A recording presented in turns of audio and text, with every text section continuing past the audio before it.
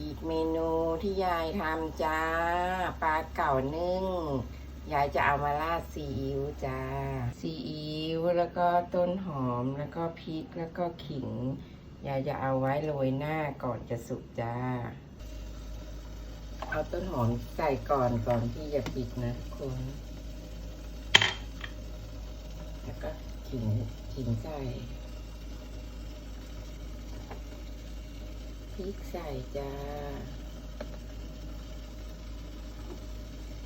แล้วก็ราดน้ำซอส